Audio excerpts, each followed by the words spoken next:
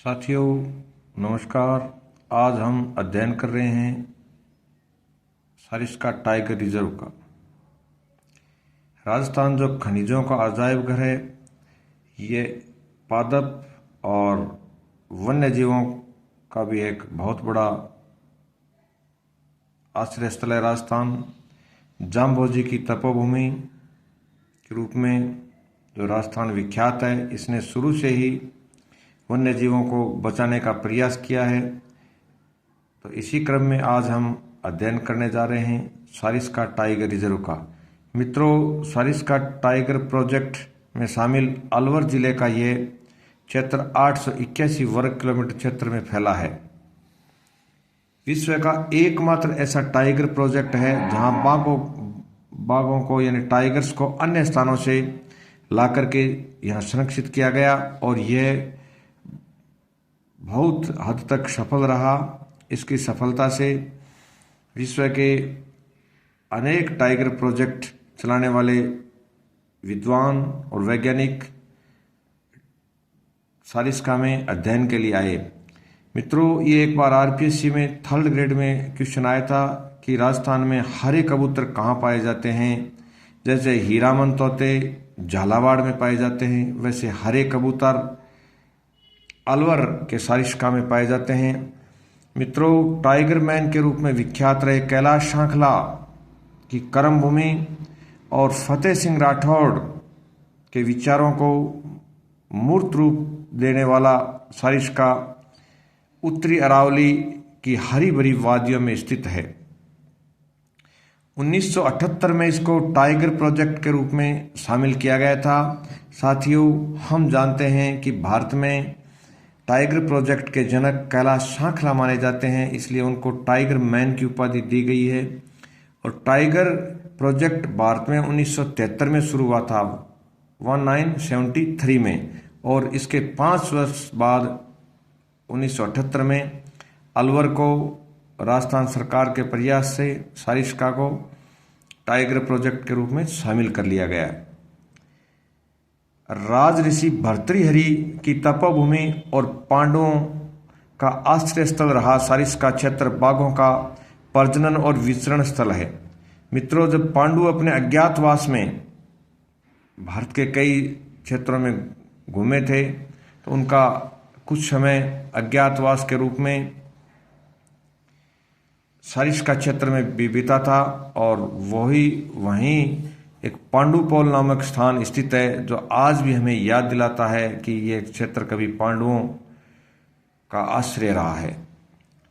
राजऋषि भर्तृहरि जो कभी उज्जैन के राजा थे, राजऋषि इसलिए इनको क्यों कहा जाता है, तो मित्रों इसका जवाब है ये जो राजा आगे चलकर कभी ऋषि बन जाता है, वैराग्य धारण कर लेता है, राजपाट को त्याग देता है, इस सांसारिक मोहमाया को सदा के लिए छोड़ देता है, ऐसे राजा को राज ऋषि कहा जाता है।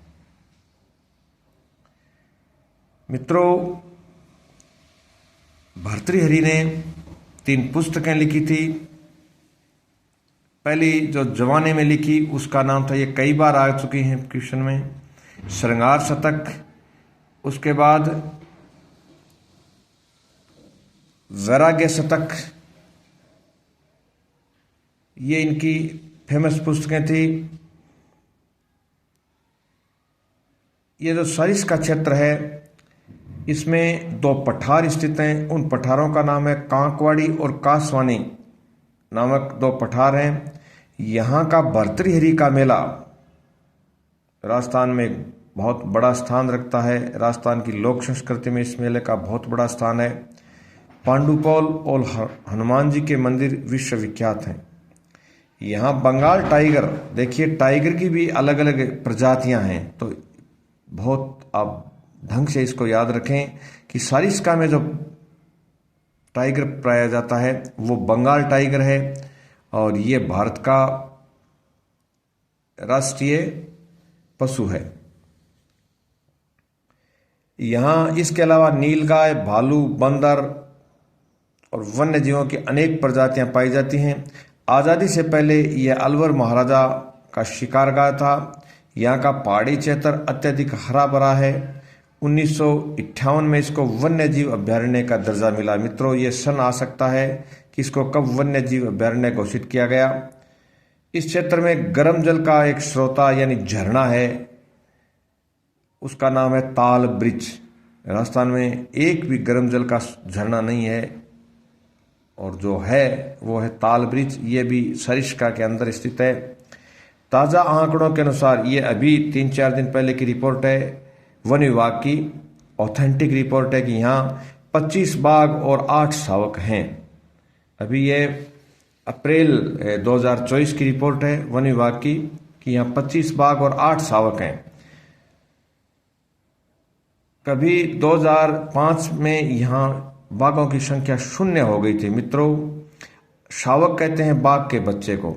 अभी एक बाघिन है ST12, उसका नाम है ST12। उस बाघिन ने एक साथ 3 शावकों को जन्म दिया है।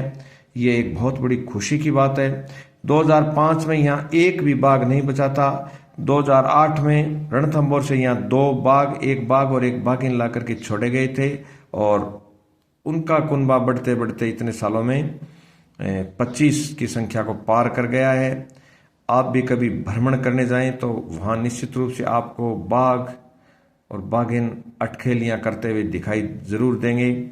हाल ही में जो ST12 बाघिन ने जो 3 शावकों को एक साथ जन्म दिया है, इसके ऊपर भारत के वर्तमान पर्यावरण और वन मंत्री भूपेंद्र यादव ने बहुत खुशी जताई है कि ये पूरे भारत का एक अद्भुत मामला है कि इतने शावकों को एक साथ जन्म देना।